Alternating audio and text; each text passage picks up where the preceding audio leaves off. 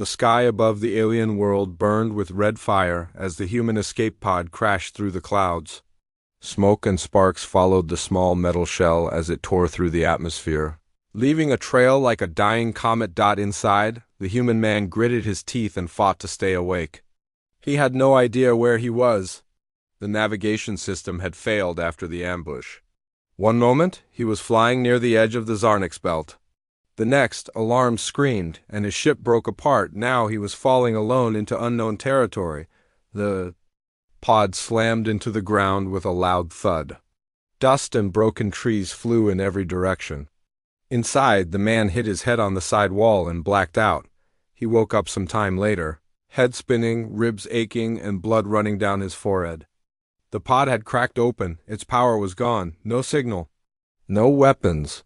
No supplies. Only him. He stepped out slowly, one foot in front of the other. The land around him was full of tall, dark trees with blue leaves. Strange animal sounds echoed in the distance. The air was hot but breathable. He knew the danger.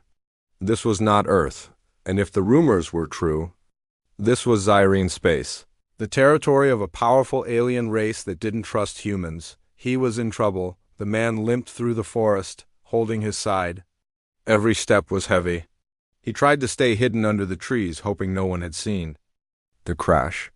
But he was wrong. A group of Zyrene warriors had already tracked the smoke trail. They were silent, fast, and wore bone armor shaped from the creatures of their world. Their eyes were bright like moons, and their movements were sharp.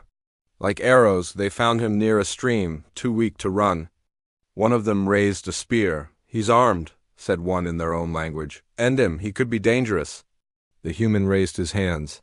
"I'm not here to fight," he said, but they didn't understand his words. He closed his eyes, ready for the end, but it didn't come. A voice shouted from behind the warriors, soft but firm. "Female, wait," she said, stepping out from the trees.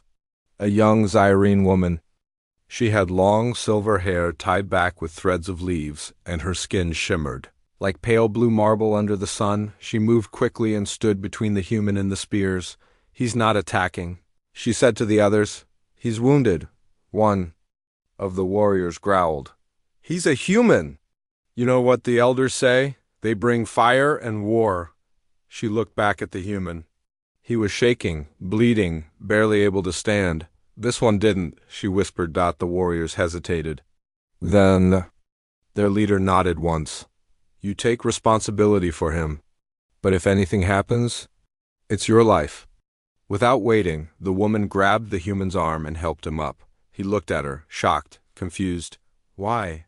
he managed to ask. She didn't answer. She just pulled him into the trees, deeper into the forest, away from the eyes of her people. They moved slowly. The woman knew the secret paths where no patrols went. She helped him lean against trees when he couldn't walk. She gave him water from a clear spring and placed a strange glowing leaf over his bleeding head.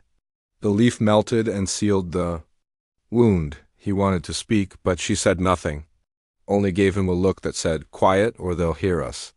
At night, they hid inside a small cave near the mountain's base. She built a small fire using stones that sparked blue flames.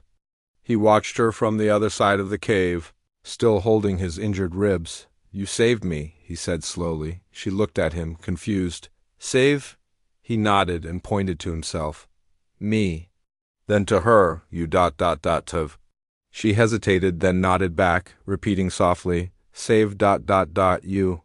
He smiled. "Yes, you saved me." She didn't smile back. Her face was calm but serious. Then she spoke 2 words in her own language that he didn't understand, but the look in her eyes told him one thing: there was a reason she did it, even if he didn't know what it was yet. Back in the Zyrene village, the warriors told the elders what had happened. She protected him. She ran with him. The elders looked at each other in silence. One finally spoke. "Then she is no longer one of us. Let her live among the danger she has chosen." The order was clear if they were seen again. They were both enemies. In the cave, the human man slowly fell asleep by the fire. The pain in his ribs was still sharp, but his eyes stayed on the woman sitting near the mouth of the cave, watching the forest. She didn't know him. Her people feared him, and still She had saved him, but why? That question stayed in his mind even as his eyes closed. Tomorrow he would find out more. The morning sun was soft and golden as it touched the edges of the forest. The man slowly opened his eyes. The fire had turned to ash. His ribs still ached, but the pain had become dull. He sat up carefully and looked around. The alien woman was already awake. She stood outside the cave, watching the trees like a guard. A cool breeze moved through her long silver hair. He walked toward her slowly, one hand on his side. She turned when she heard him. "I'm feeling better," he said. Of course, she didn't understand most of his words, but he said them anyway. She looked at him with calm eyes and nodded once. Then she pointed deeper into the forest. "Come," she said, using the one word he could understand. Her voice was soft, but there was no room for delay. She began walking, and he followed. They moved quietly through the forest. The woman walked fast and carefully, always listening. She knew the sounds of her world, how leaves moved when animals walked, and how the birds became quiet when warriors were nearby. Sometimes they had to hide behind thick roots or under moss-covered rocks. Once they heard voices in the distance, sharp and angry. The woman grabbed the man's wrist and pulled him down, holding her finger to her lips. The human didn't move. He barely breathed. He couldn't understand the alien voices, but he could feel the danger in their tone. "They're looking for me," he whispered. "And for you," the woman glanced at him. Her face didn't show fear, but it showed something else. Something deeper. She had known this would happen. She had chosen it. Hours passed. They stopped near a quiet stream. The water was clean, and she let him drink. He sat on a rock and looked at her. "You could have left me to die," he said. "Why didn't you?" She looked at him again, confused. He tried again, slower. "Why save me?" She sat down beside him, thinking. Then she pointed at herself. "I named Dyra." He looked surprised. "Sira?" She nodded. "Sira," he smiled. "I'm Cole." "Cole?" She repeated carefully. It was the first time they shared names. A small step, but a real one. Later that day they found shelter under a large tree whose roots formed a natural arch. Cole leaned against the trunk while Sira crushed a few glowing herbs and pressed them to his ribs. He flinched but stayed still. "You've done this before?" he said. Sira didn't answer, but she gave a small smile, just a flicker, and kept working. As the night came again, they sat around another small fire, using stones that sparked without wood. Cole looked up at the stars, wondering if his people were still looking for him. "I was a scout," he said aloud. "I wasn't here to fight anyone. I was just flying, mapping the edge of this system. Then I was shot down."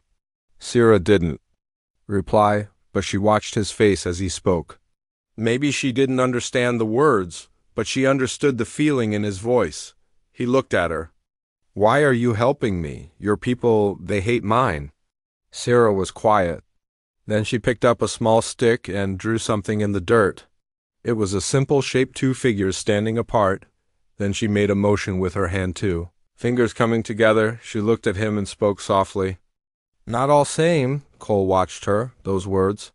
Simple, but powerful. "Not all same," he repeated. That night, Sira didn't sleep. She stood at the edge of their hidden place, her hand on a curved knife tied to her belt. Her eyes searched the dark forest. Cole couldn't sleep either. Not because of pain, but because of questions. Who was she really? Why did she risk her life for him? What had she seen in him that even he couldn't understand? Back in the Zyrene village, the council of elders sat in silence around a glowing table. The warriors had returned empty-handed. The traitor and the human were still missing. An elder with golden markings on her face spoke. "She is young, confused." "No," said another. "She made her choice. We raised her to obey, and she betrayed that." "Maybe we were wrong about the humans," said one of the younger council members. The oldest one stood. "It doesn't matter what we believe. The people already fear them, and fear is stronger than truth." A decision was made. If Sira and the human returned, they would both be judged. And likely they would not leave the trial alive. Far from the village, Cole and Sira sat close to the warm blue fire again. Sira handed him a piece of strange fruit. He bit into it. Sweet, juicy, and unlike anything he had ever tasted, he laughed a little. Tastes like lemon and honey ... Sira smiled, amused by his face. Cole looked at her. I don't know where this is going, Sira, but I'm glad you're here. She tilted her head. Glad? Happy. Thankful. She paused, then nodded. Glad? They sat in silence, two people from two worlds, sharing food and fire in a world that didn't want them together, but the forest was closing in. Patrols were getting closer, and soon the question wouldn't just be why Sira saved him, it would be whether she could keep doing it much longer. The morning fog covered the forest like a soft white blanket. Cole stepped carefully across the damp ground, following Sira through the trees. His side still hurt, but walking was easier now. She glanced back every few steps, checking on him. When he stumbled, she slowed down. They were moving deeper into the mountains now. The land became steeper, and the trees grew older, taller. Their roots reached out like fingers over the rocks. Birds flew above, calling warnings to one another. Cole didn't know where they were going, but Sira did. She walked with purpose. By midday, they reached a wide, mossy clearing surrounded by stones shaped like rings. In the center stood an ancient, broken statue of a tall alien figure holding a round shield. Time had cracked the stone, and vines grew along its arms. Sira paused, staring at the statue. Her face was calm, but her eyes seemed far away. Cole stopped beside her. What is this place? Sira didn't answer. She stepped forward and knelt beside the base of the statue. There, carved into the stone, was a name. She traced it with her fingers, slowly. Cole stepped closer. Someone you knew? She looked at him, then nodded. Double quotes. My ... sister. Cole's eyes widened. This ... was your sister? Sira took a deep breath and sat on a flat stone. Her voice was quiet. Long time ago. She was warrior, strong, brave. She go to fight ... humans. Cole sat down near her. He didn't speak, he just listened. Sira continued. She ... not come back. He understood now. Her sister had died in a war with his people. I'm sorry, Cole said. Sira looked at him. Not your hand, not your fault. He looked down, unsure what to say. Sira pointed to the statue. She believed ... all humans bad. I did too. But then ... I saw something. Cole tilted his head. Saw what? She pointed to him. You? Cole blinked. Me? Sira nodded. Years ago? I was young. I hide in trees. My people fighting humans near river. She paused, remembering one human ... had chance. He saw a small Zyrene child. She was alone. He had weapon, but he let her go. Cole's heart beat faster. I remember that mission, he whispered. It was near a red river. A child ran across the rocks. I couldn't shoot. I let her go. Sira stared at him. That child was me. The forest around them fell quiet. Even the birds stopped for a moment, as if listening. Cole looked at her, shocked. That was you, Sira nodded. I never forget eyes, face, same eyes I saw when you fell from sky. She placed a hand over her chest. In that moment, ... knew. Not all humans bad. Some have ... heart. Cole felt something deep inside. Something more than just surprise, that she had saved him not by accident, but because of a moment he had forgotten, a moment that had meant everything to her. They stayed near the statue for a while. Cole placed his hand on the stone and whispered, Your sister would be proud of you? Sira didn't reply, but her eyes were soft. Not sad, but thoughtful. Later they continued up the mountain trail. They passed glowing plants and quiet springs, and by sunset they reached a ledge that overlooked the valley below. From there they could see small fires in the distance. Sira pointed. Hunters? Cole squinted. Your people? She nodded. Looking for us. Cole frowned. We can't keep running forever. Sira was silent for a moment. Then she said, There is a place, old outpost before war. Maybe still works, outpost? She explained slowly, using hand signs and simple words. Long ago, her people had built a signal outpost in the mountains. It was forgotten after peace talks failed. If they could reach it, maybe they could send a message. Cole's heart stirred with hope. My people might still be out there. If I can contact them, maybe we can explain, maybe stop the hate. Sierra's face was calm, but hopeful too. Maybe. They built a small shelter under the rocks that night. The cold wind howled, but the fire kept them warm. Cole handed Sierra a strip of dried food from his emergency pack. She sniffed it and took a small bite. Strange taste, she said with a grin. He laughed. Welcome to human food. They shared quiet smiles under the stars. For the first time, Cole felt something he hadn't felt since the crash piece, but danger was still behind them. And harder paths waited ahead. In the Zyrene village, the elders grew restless. Scouts had found signs of the humans' path: broken leaves, footprints, disturbed water. They head to the mountains. A scout said. The elder with golden markings gave a sharp nod. Send the fire team, finish it. They travel with the traitor, one warrior added. The elder's voice was cold. Then they both burned. Back in the mountain shelter, Sierra watched the stars in silence while Cole slept. Her mind was full. Her people would never forgive her, but she didn't care anymore. She had seen the truth in the humans' eyes, and tomorrow they would reach the outpost. Maybe, just maybe, they could change something bigger than both of them. The cold wind rushed through the trees as Cole and Sierra moved higher into the mountains. The path was narrow and full of rocks. Each step was dangerous, but Sierra walked with focus. Her boots barely made a sound. Cole followed close behind, holding his side. The pain had returned, but he kept going. He knew they couldn't stop, not now. How far is it? He asked. Sierra looked back and pointed to a large peak in the distance. There. Cole took a deep breath. Let's hope it still works. They had been climbing for hours when they heard the noise, soft at first, like the wind. Then it grew louder. Buzzing. A single quotes as eyes narrowed. Seekers! Cole frowned. What's that? She pointed to the sky. Small flying machines, Irene. Scout drones zoomed over the trees, scanning the ground with red light. They were fast and silent and meant for one thing, to find targets. We hide. Sierra said. They ran toward a group of thick rocks. Sierra led them into a deep crevice. It was tight and dark. Cole crouched behind her, barely breathing. The sound of the drones passed above them like angry insects. Then silence.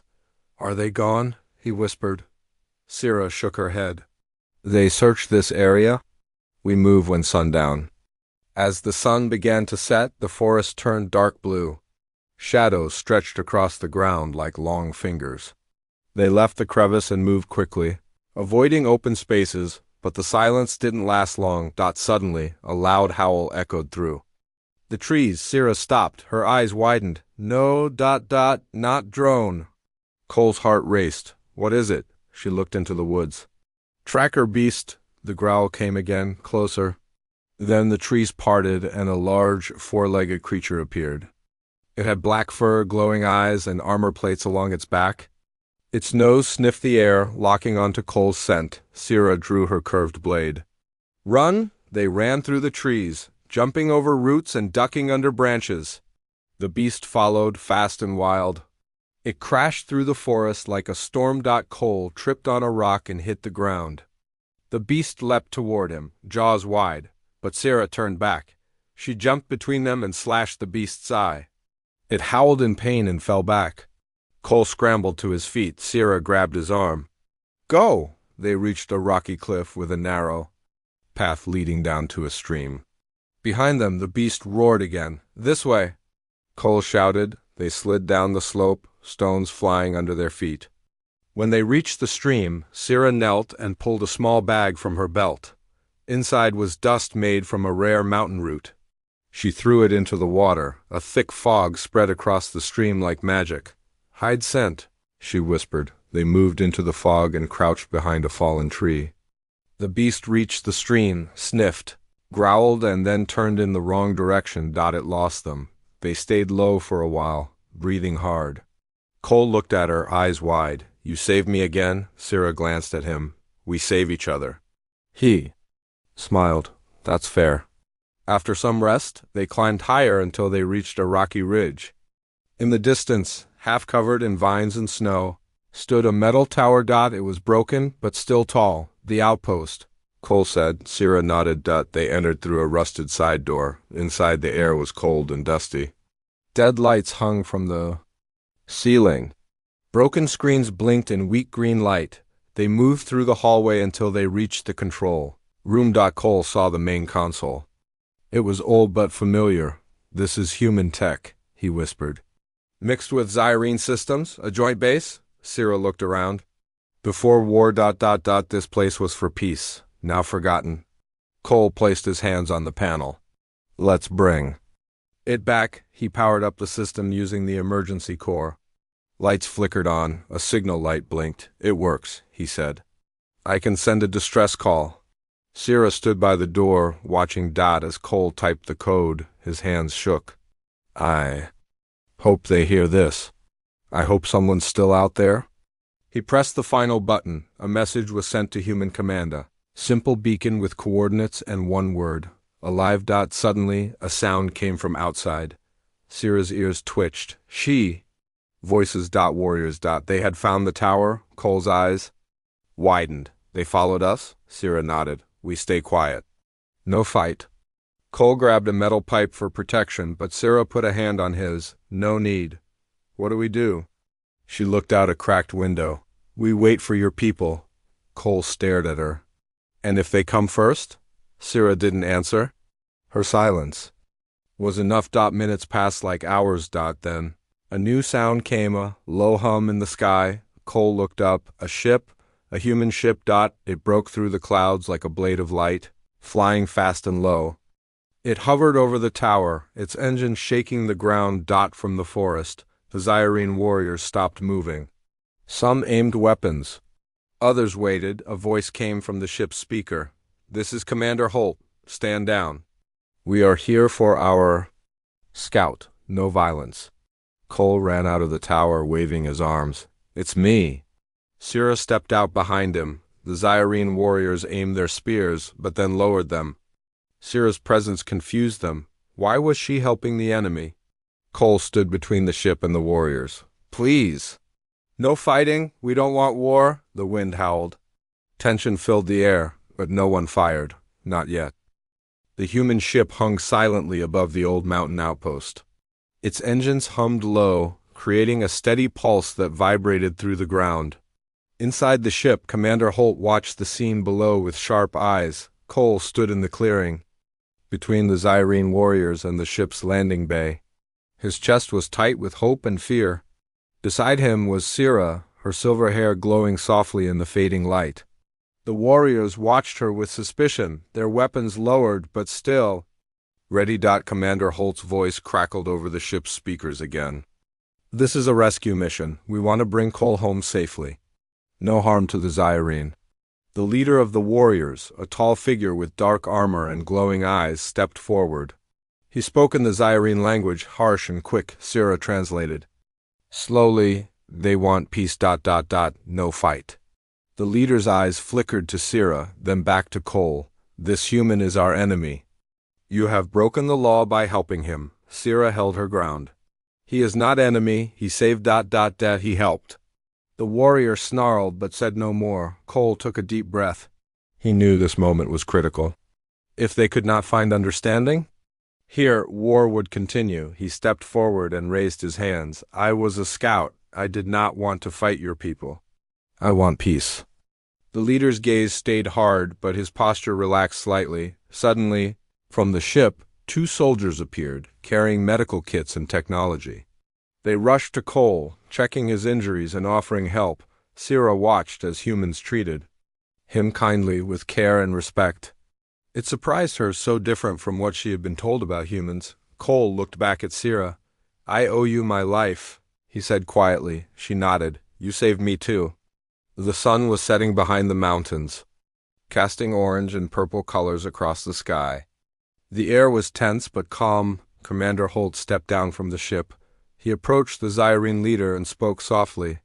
We do not want more bloodshed. We want to learn, to understand. The leader hesitated, then nodded. Very well. We will. Listen. Sierra exhaled slowly. The moment of change was here. That night, The humans in Zyrene held a meeting inside the outpost. The air was thick with history and suspicion. Sarah sat beside Cole, watching as leaders from both sides spoke. Cole told them about his mission, the scouting, the crash, and his belief that not all Zyrene were enemies. The Zyrene elders listened. Quietly, one of them spoke about the old war and the losses on both sides. They remembered the pain and the fear that had kept them apart. Syrah's voice rose when she spoke. I chose to save him because I saw the truth. He was not like the others. Her words shocked many, but also gave hope. Outside, the night was dark and full of stars. Cole and Sirah stepped away from the meeting to the edge of a cliff that overlooked the forest below. Cole looked at her. Why did you save me, even when your people hated humans? Sirah was silent for a moment. Then she spoke softly. My sister. She died in that war. I thought all humans were the same. But you showed me different. She looked into his eyes. You have heart. You have kindness. I believe in you, Cole smiled. And I believe in you. They stood there, two strangers from different worlds, connected by something more than words. Suddenly, a soft alarm sounded from the outpost. Commander Holt's voice came over a small communicator. Cole, we have a problem. A fleet of Zyrene. Ships is heading this way. They know you are here. Cole's heart raced. How many? Too many. Sirah stepped forward. We must leave. Now. Cole looked at the stars and then back at Sirah. I can't leave you. You must. She said firmly. Your people need you. I will stay and protect this place. He shook his head. No, we face this together. Sirah took his hand. If you stay, you will die. If you leave, you live. That is our choice. Cole clenched his jaw. He wanted to stay. But he knew she was right. They prepared to leave the outpost. Cole climbed into the ship while Sirah stood guard on the cliff. Thank you, he said, for everything. She smiled softly. Go. Be safe. The ship lifted off, leaving the cliff behind. Sirah watched it disappear into the stars. The Zyrene fleet arrived quickly, surrounding the outpost with ships shaped like great beasts. Warriors dropped from ropes, moving fast. Sirah faced them alone, her blade shining in the moonlight. She was ready. The night was quiet but full of tension. The moon cast pale light over the rocky cliff where Sirah stood alone. The Zyrene fleet had surrounded the old outpost. Their ships hovered like silent shadows, waiting. Sarah's heart beat steady, but her hands were ready. Her curved blade glinted in the moonlight. She was prepared to fight for the chance that Cole had given her, the chance for peace. Suddenly, a loud hum filled the sky. From the stars came a human warship, breaking through the clouds like a comet of hope. The Zyrene warriors below tensed, weapons raised, but the human ship's commander's voice boomed through the night. This is Commander Holt. Stand down. Immediately, we have come to rescue our scout. There will be no fight tonight. The Zyrene leader lowered his weapon slowly, eyes fixed on the glowing ship above. The fleet hesitated, then began to pull back their forces. Sirah's gaze lifted to the ship. She felt a rush of relief and fear. Cole stepped out from the human ship, his body tired but his spirit strong. He raised his hands in peace. I am alive, he said clearly. Because she saved me. The warriors looked at Sirah, the alien woman who had risked everything to help a human. Cole told the Zyrene leaders everything, the crash, the pain, the fear. How Sirah had protected him in the forest, saved his life more than once, and never gave up. The elders listened, their faces unreadable. Then one elder spoke, voice deep and calm. We have judged too quickly. We have seen humans only as enemies. Sirah stepped forward, her voice steady. I chose to save him because he showed me something different. Not all humans are the same. The words hung in the air like a fragile promise. The Zyrene warriors lowered their weapons completely. The old hatred softened, replaced by understanding. Cole looked at Sirah with gratitude. You believed in me, even when your people did not, she smiled softly. Because you are more than what they fear. Commander Holt turned to the Zyrene elders. This can be a new beginning, if we listen, if we learn. The elders nodded slowly. The long war might end tonight, later, under the stars. Cole and Sierra stood together at the edge of the cliff. The future is uncertain, Cole said. But because of you, I can hope. Sierra looked at the sky. I saved you not because you were human ... but because you were worthy. They smiled at each other, two souls from different worlds, united by trust and courage. As the first light of dawn touched the mountains, the human ship prepared to leave. Cole looked back one last time. Will you come with me? He asked. Sierra shook her head. My place is here, to heal my people. Cole nodded. Then I will return. We will build peace together. The ship rose into the sky, leaving the alien world behind. But the story of a human saved by an alien woman was just beginning, a story of hope, courage, and the power to change even the deepest fears.